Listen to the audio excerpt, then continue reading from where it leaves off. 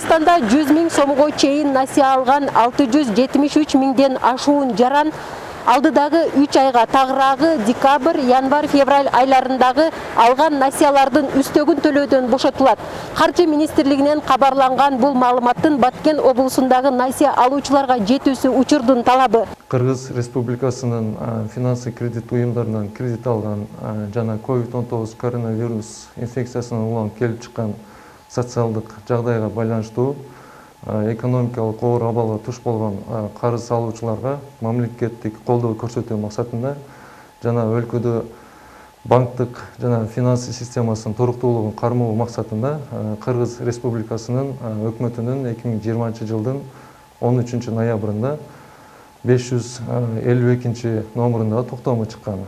Бул токтом менен карыз алуучулардын кредиттеринин проценттери ислам принципи боюнча каржыланган каржылоонун наценкалары бошотуу боюнча чечим кабыл алынган.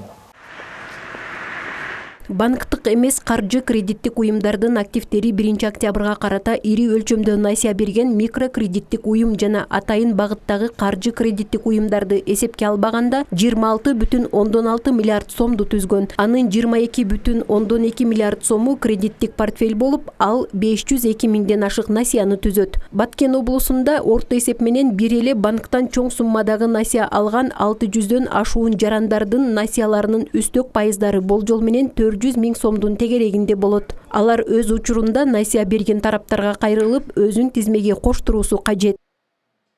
Өкмөттүн буйругунун негизинде, 5 токтом негизинде ар бир жаран 100 000 сомдон алынган насиянын декабрь, январь, февраль айынын үстөк пайызын өкмөт өзү төлөп берүүнү кепилдик алгандар. Биздин Айыл банктын Баткен филиалы боюнча айтканыбызда 642 адамга 377,108 сомдук жеңилдик берилиш керек, Кудай кааласа. Азыркы күндө биз ар бир ошол алган насия алуучулардын телефондоруна кабар берип, чалып, чакырып, арыздарын алып, тактап жатабыз.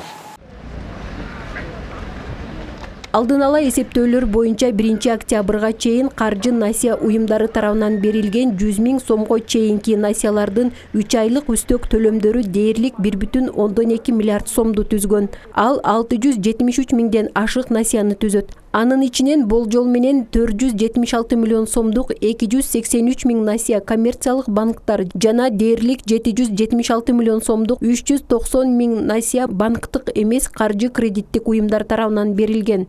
Банк жана банктык эмес финансы кредиттик уюмдар 2020 жылдын 27 ноябрына чейин ошол аталган токтомдун талаптарына жооп берген карыз алуучуларга ушул 3 айлык проценттен жана наценкадан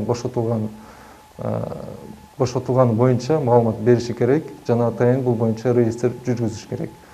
Ал эми бул реестрге кирбей калуу тобокелдигине жол бербөө үчүн Улуттук банк ошол карыз алуучуларга 2020 жылдын 5 декабрына чейин ошол кайсы жерден кредит каржылоону алган болсо, ошол жерге жазуу жүзүндө же электрондук байланыш аркылуу билдирүүнү ошол реестрге киргизүү максатында билдирүүнү сунуштайт.